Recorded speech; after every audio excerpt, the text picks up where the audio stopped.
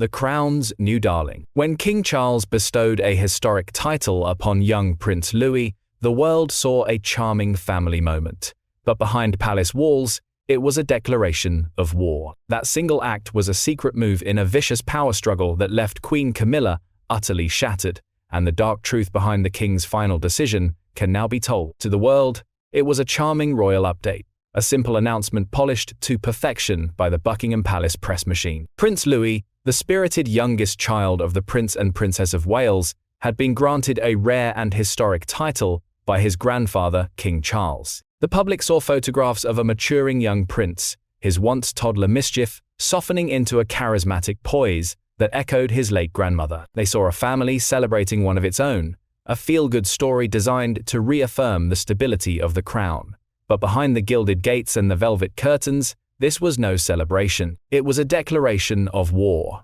A source deep within the royal household, a voice from the shadows of power, has revealed that the king's decision was the final, devastating move in a clandestine power struggle. It was a shrewd, cold-blooded strategy designed to shape the future of the monarchy for the next century. For one person, however, it was the ultimate, jaw-dropping humiliation. This seemingly benign honor bestowed upon an innocent child was, in reality, the conclusive fracture in an already crumbling sense of authority, a brutal blow that sent Queen Camilla spiraling into a rage that shook the very foundations of Clarence House. The news, when it broke, was a calculated masterpiece of understatement, a quiet notice in the court circular. Yet its impact inside the palace was akin to a seismic shockwave, proving once again that in the silent, vicious theater of royal politics, the most brutal blows are delivered not with a shout, but with a serene and devastating smile. The monarchy had just dictated its destiny,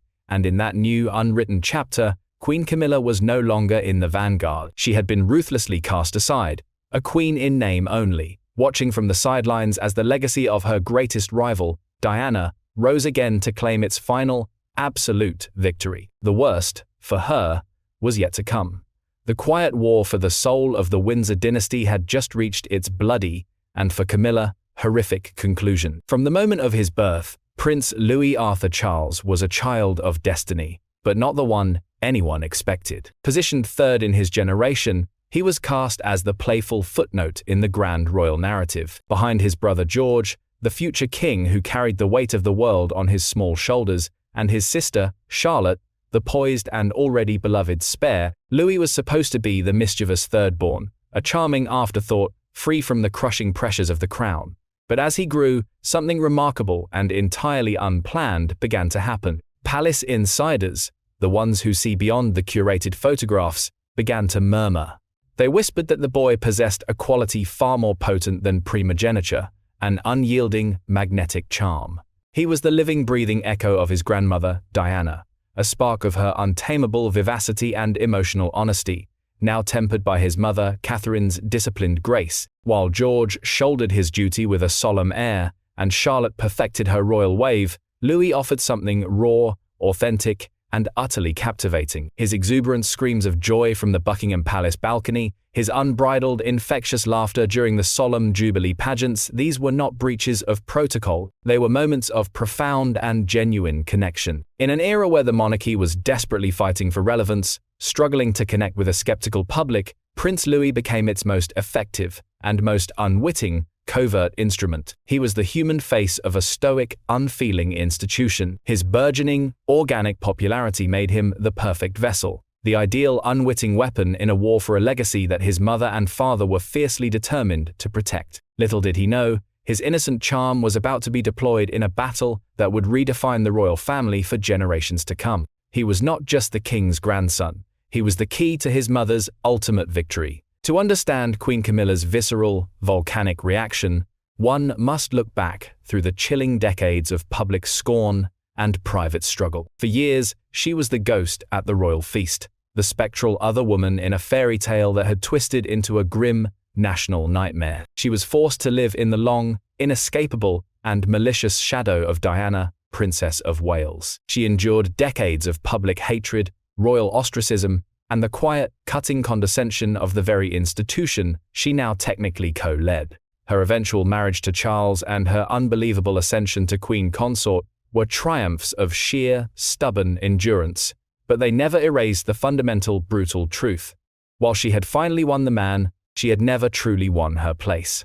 A persistent, clandestine war continued to rage behind palace doors. The core, festering issue was her bloodline. While Camilla herself had risen to the throne, her children, Tom Parker Bowles and Laura Lopes, and her beloved grandchildren, remained firmly, humiliatingly outside the royal circle. They were polite afterthoughts, present at family gatherings but utterly devoid of titles, recognition, or any official standing. A former royal aide once recounted Camilla's quiet, heartbroken lament, a confession whispered in a moment of despair, "It's as if my family doesn't exist." This was her deepest, most agonizing wound. It was a constant, glaring reminder that no matter the weight of the St. Edward's crown upon her head, she would always be an outsider who married in, not a Windsor born to rule. The title given to Prince Louis wasn't just an honor for a child. It was the final, devastating confirmation of her family's permanent exile, and for Camilla, it was an insult she could not and would not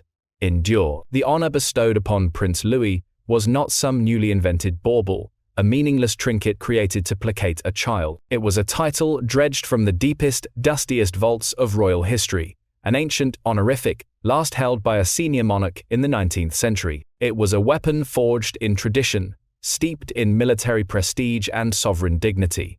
To grant it to a child still in primary school was an audacious, calculated, and deeply provocative act. Palace historians noted that the title, the royal custodian of the Chiltern Hundreds, was traditionally given to a figure of immense trust and authority, a guardian of the crown's lands and legacy. It was not a plaything.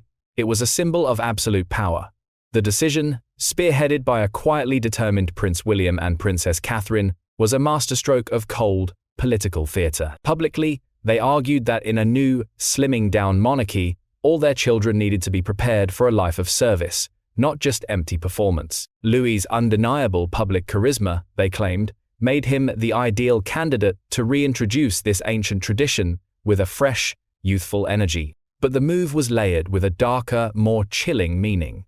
It wasn't just about preparing Louis for the future, it was about sending an unmistakable message to the present. It was a brutal declaration that the future of the monarchy was anchored exclusively in the direct line of succession, in Diana's lineage unblemished and undefiled by the complicated politics of second marriages or the desperate, subordinate claims to power from a queen consort.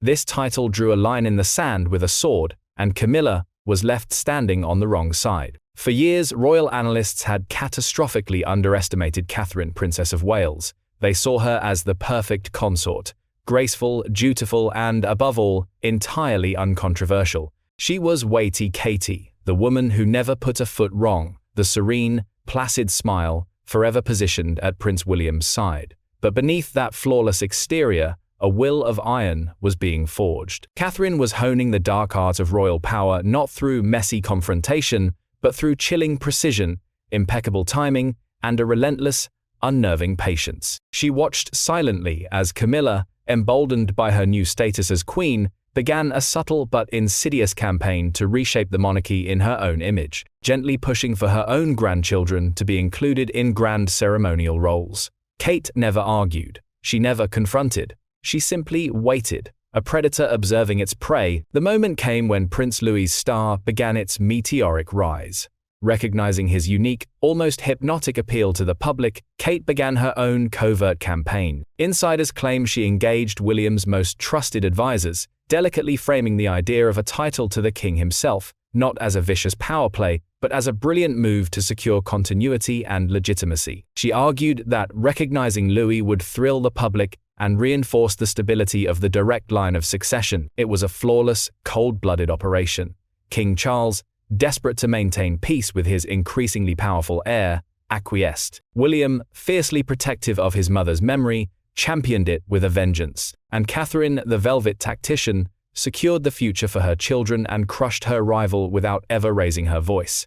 Her victory was silent, total, and terrifying. The fury, when it finally erupted, was volcanic. For days after the devastating announcement, Camilla maintained her icy composure, a mask of regal grace perfected over decades of agonizing public scrutiny. But a fawning, saccharine front-page article titled "Prince Louis, the Crown's New Darling," was the final, unbearable indignity. The story praised the young prince's undeniable charm, but it was the final, cutting line that acted as the spark to the powder keg. This gesture proves the future of the monarchy is anchored firmly in the Wales family in Diana's lineage. A staff member at Clarence House, speaking on the strict condition of anonymity, described a scene of absolute chaos. A priceless silver teacup was heard, shattering against a wall, followed by a voice, raw and unrecognizable with fury, screaming, "How dare they humiliate me like this?" That malicious, suffocating shadow of Diana infects everything. She stormed through the residence like a tempest and demanded an immediate, unscheduled audience with Charles. What followed was a ferocious, terrifying eruption of pure rage and utter despair. She accused William and Catherine of orchestrating a silent, vicious coup, of systematically erasing her and her entire family from the royal narrative. She paced like a caged animal. She wept uncontrollably, and she unleashed years of pent-up, poisonous resentment, a display of raw, unfiltered emotion that Charles had not witnessed since the darkest, most scandalous days of their affair. This was not the Queen Consort. This was a woman pushed past the breaking point, and her reign of terror was just beginning. For King Charles, the throne was meant to be the culmination of a life defined by duty, a legacy of quiet balance and sacred tradition. He never anticipated it would so quickly devolve into a brutal personal battleground, with him trapped in the vicious crossfire between his incandescent wife and his steel-willed daughter-in-law. Sources close to the king suggest he knew the title would have devastating, explosive repercussions. He saw the chasm widening between Camilla and Catherine. He understood Camilla's profound, gnawing anxiety over her family's permanent exclusion. He allegedly tried to delay the decision, desperately suggesting a lesser, more symbolic gesture. But Prince William was utterly resolute, making it chillingly clear that his family would not be marginalized to appease Camilla's desperate ambitions. Faced with a potential, catastrophic estrangement from his son and heir, Charles sanctioned the title, praying the storm would pass. It did not. Camilla's subsequent meltdown left him emotionally shattered and utterly exhausted. She accused him of the ultimate disloyalty, of forever favoring Diana's sons over her own blood. The king, a man renowned for his attempts at gentle diplomacy, found himself completely powerless. He was trapped between two implacable opposing forces. Camilla, the woman who had steadfastly stood by him through decades of public shame and scandal, and Catherine, the woman the public viewed as the true, untouchable queen, the living embodiment of Diana's enduring, unconquerable spirit. An advisor noted the king had grown more reserved, his discussions of his own legacy now tinged with a deep, profound weariness. The crown was heavy, but the crushing weight of his broken family was proving to be unbearable. To truly understand Prince William's unwavering, almost brutal stance, one must understand a single, defining truth. For him, this was never about titles or royal precedence. It was about his mother. Haunted by the savage and cruel way Diana was treated by the institution and relentlessly hounded by the press, William has spent his entire adult life as the guardian of her flame, fiercely and obsessively dedicated to ensuring her legacy would never be diminished or erased. He saw any attempt to elevate Camilla's family into official royal roles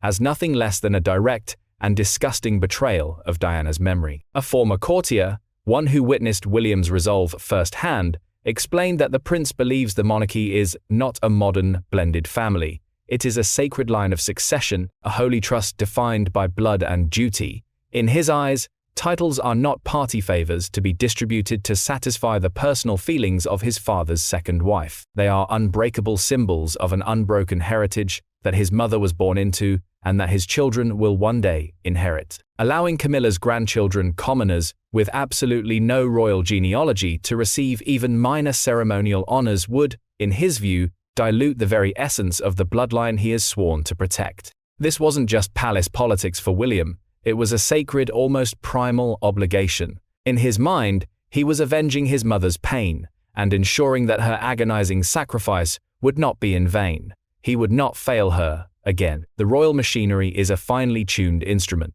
designed to present a flawless, impenetrable facade of unity. But in the aftermath of Camilla's volcanic outburst, the palace walls themselves seemed to vibrate with a terrifying tension. The atmosphere became, as one junior footman later described it, utterly chilling. An unspoken edict went out. Staff were instructed to give the Queen's private apartments at Clarence House a wide berth, as if a plague had descended. Her 2 scheduled engagements were abruptly cancelled, with the official reason given as a minor indisposition. In grim reality, she had retreated into a furious, self-imposed exile, communicating only with her most loyal, battle-hardened advisors. The silence that fell over her wing of the palace was more terrifying than the shouting had ever been. Whispers moved through the gilded corridors like a poison. Staff noted the stark, unnerving change in Catherine's own household at Adelaide Cottage. There was a quiet, almost smug confidence, a palpable sense of a mission brutally and efficiently accomplished. The contrast was horrifying. Clarence House was shrouded in a grim, resentful silence, while Adelaide Cottage seemed to radiate a calm, unshakable, and victorious authority. An experienced aide, a veteran of the First War of the Waleses, observed that this was more than a fleeting royal tantrum. It was a fundamental, irreversible shift in the palace's internal power structure. The unspoken message had been received by everyone, from the highest-ranking courtier to the lowest-ranking kitchen hand. The long, bloody war for influence was finally over. A new era, fiercely and ruthlessly guarded by the Prince and Princess of Wales, had begun. While a ferocious storm of resentment and betrayal raged behind the scenes, the British press, often a tempest in its own right, presented a picture of serene, untouchable family harmony. The headlines were a chilling masterclass in controlled narrative, painting the story exactly as the Waleses wanted it told. A title fit for a prince. Louis steps into the spotlight. One paper declared with beaming approval. Another ran a glowing, multi-page feature on Catherine's effortless grace while managing her children's increasingly important public duties. There was absolutely no mention of Queen Camilla's unhinged fury, no hint of the shattered teacup or the mysteriously cancelled engagements. The royal press machine, that formidable and terrifying entity, had ensured the real story was brutally contained.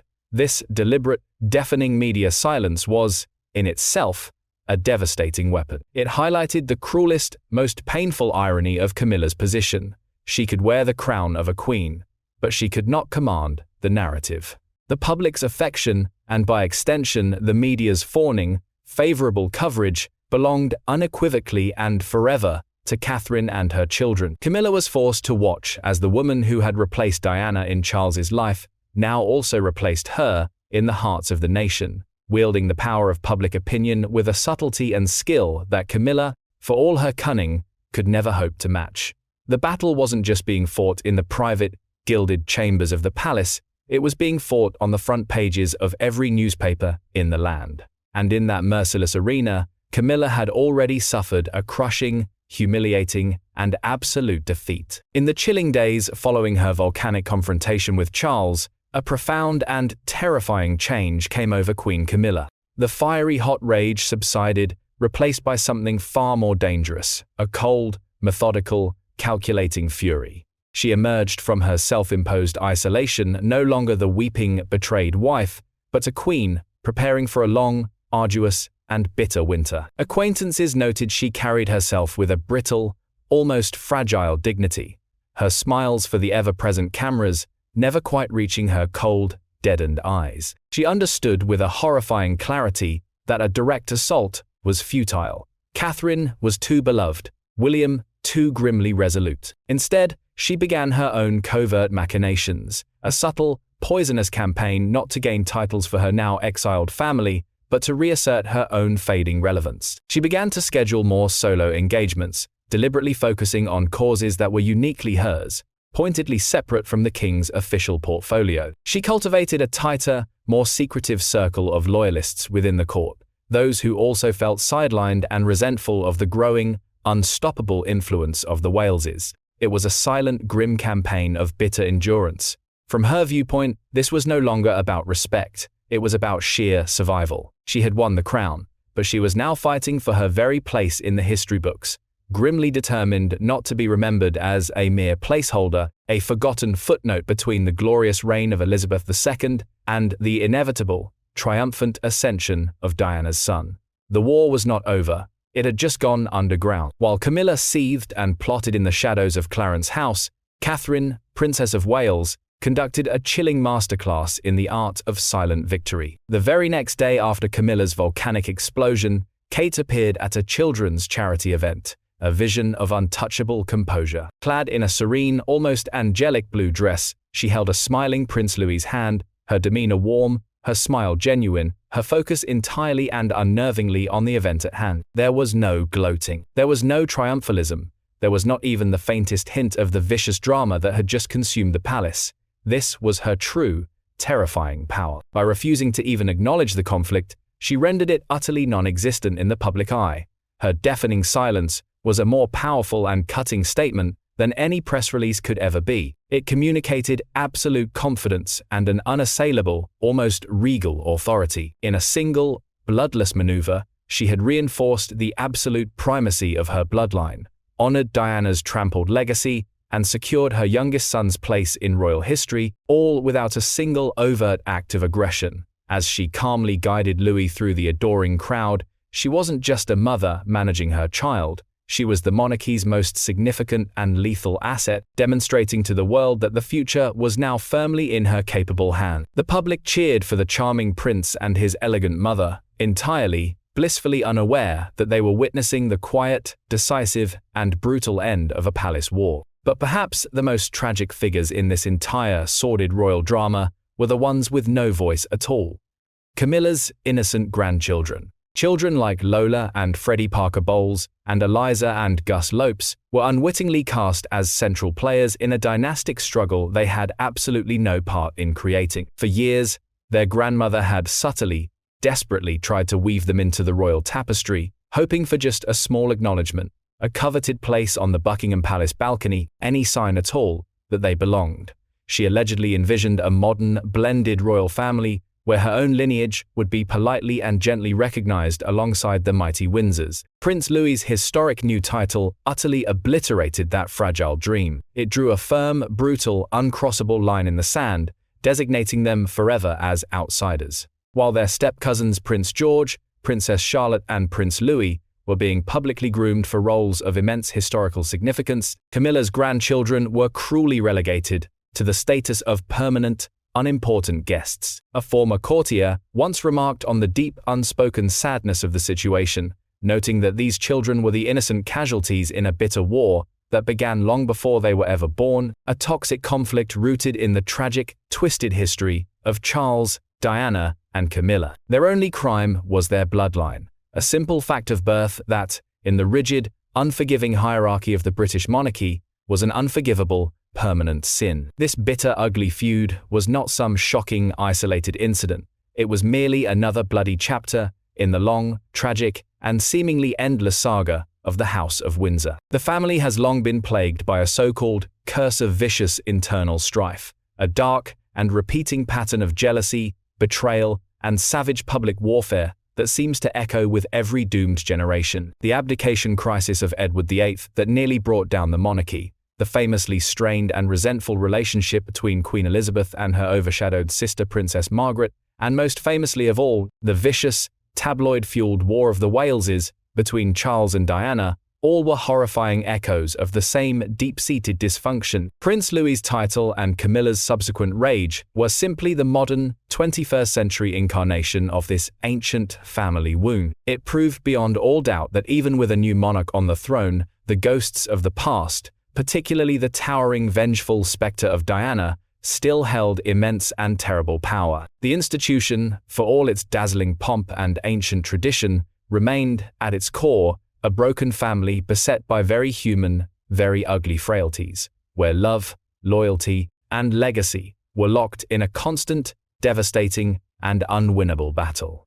The conflict was never just about Camilla versus Catherine. It was about the inescapable, tragic destiny of a family for whom the crown is both a glorious birthright and a devastating, inescapable curse. Prince Louis's ascension, however ceremonial it appeared on the surface, marked the final, brutal, and undeniable shift in the monarchy's center of gravity. For decades, the entire institution had revolved around the singular, unwavering presence of Queen Elizabeth II, and then, briefly and uncertainly, around the newly crowned King Charles. But this single, calculated act solidified a new, shocking reality. The future, and indeed the present, belonged completely to the Waleses. The magnetic triumvirate of William, Catherine, and their three photogenic children became the undisputed, unchallengeable core of the royal family. They were the stars the public adored, the flawless faces the media clamored for, and the sacred lineage the entire institution was now banking its very survival on. King Charles, the sovereign,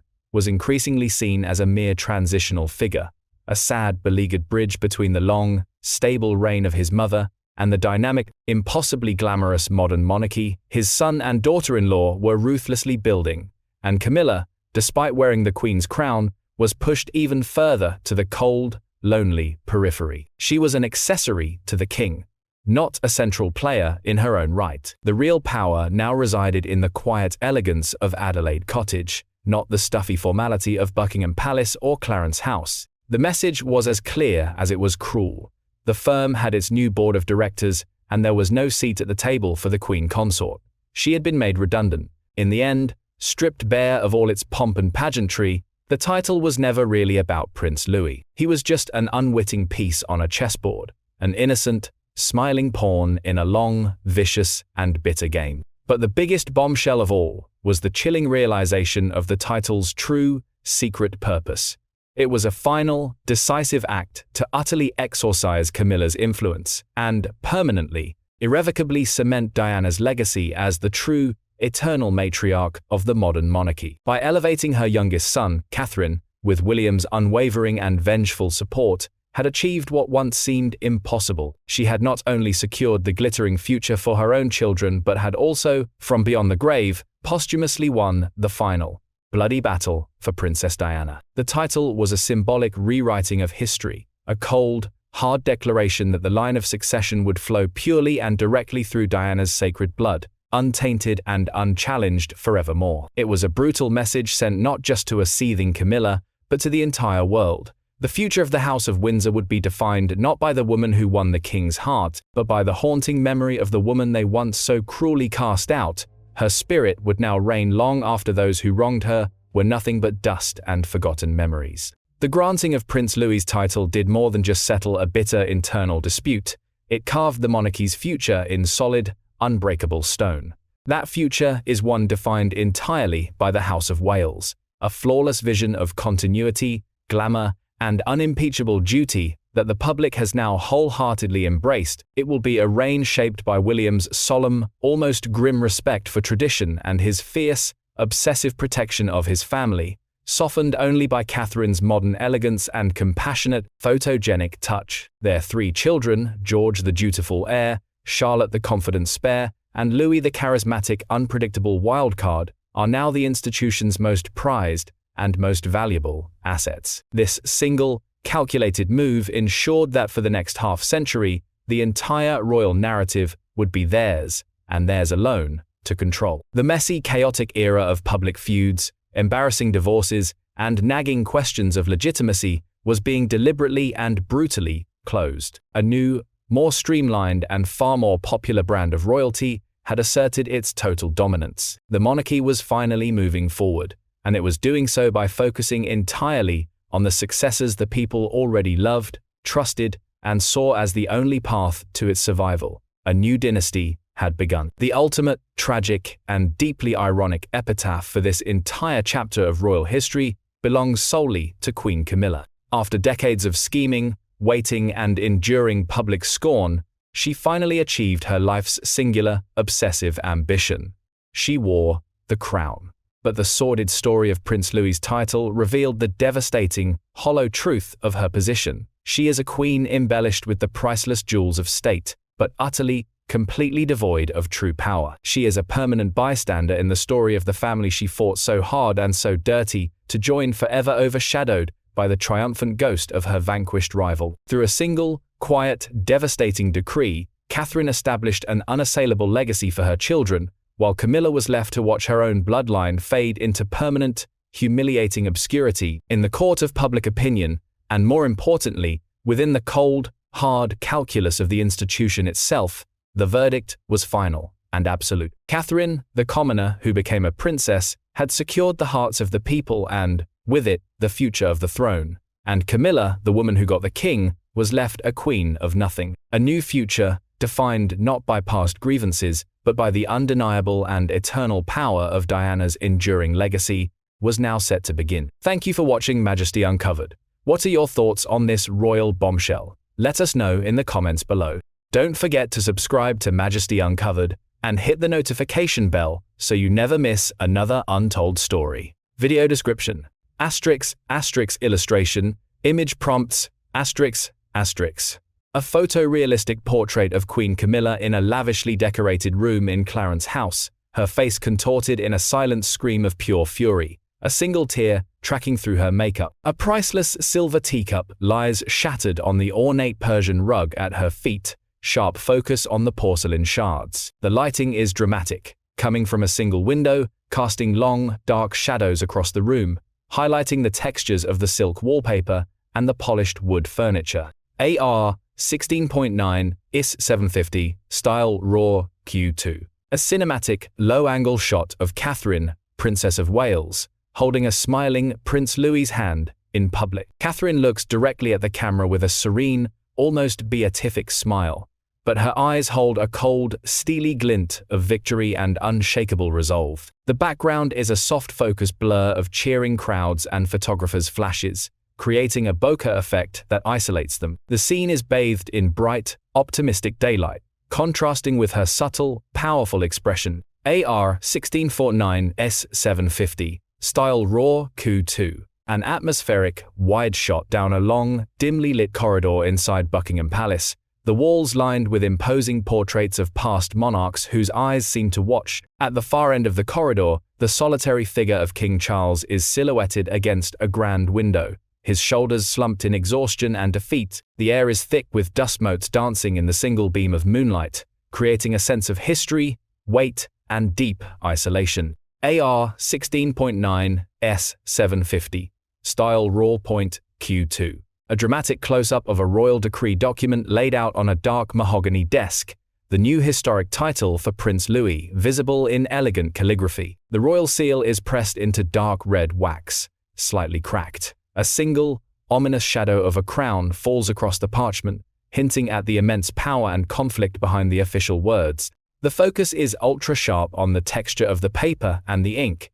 DAR 16:9 S 750 Style RAW ROS Q2. A split-screen composition showing two contrasting realities. On the left, a photorealistic image of a smiling, adoring public waving Union Jack flags at a royal event.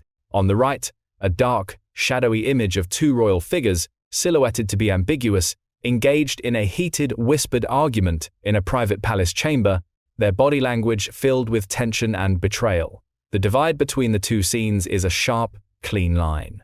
AR 16:9 S 750 Style RAW Q2. A hyper-detailed macro shot of a single chess piece, a white queen, being deliberately knocked over on a marble chessboard by an unseen hand. In the background, out of focus, a small white pawn piece stands untouched and prominent. The lighting is low-key and cinematic, reflecting the polished surfaces of the chess pieces and the board, symbolizing a strategic and ruthless power play. AR 16.9 S 750 Style RAW Clash 2. A poignant, photorealistic portrait of an isolated and weary King Charles III, sitting alone in his private study, surrounded by books and historical artifacts. He holds a tumbler of whiskey, staring into the middle distance, with a look of profound sadness and helplessness, caught between his duty and a devastating family feud. The only light comes from a green banker's lamp on his desk, creating an intimate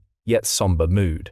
Rizasa 16:9 Riza 750 Style RAW Q2. Illustration image prompts 16:9 1080p asterisk asterisk SEO tags asterisk Royal Family, Prince Louis, Queen Camilla, Catherine, Princess of Wales, King Charles, Royal Feud, British Monarchy, Palace Intrigue, Royal News, Princess Diana Legacy, Royal Secret, Windsor Family, Royal Power Struggle, Buckingham Palace, Clarence House, Royal Family Drama, Untold Story, UK Royalty, Royal Bombshell, SEO tags, asterisk thumbnail prompts, asterisk.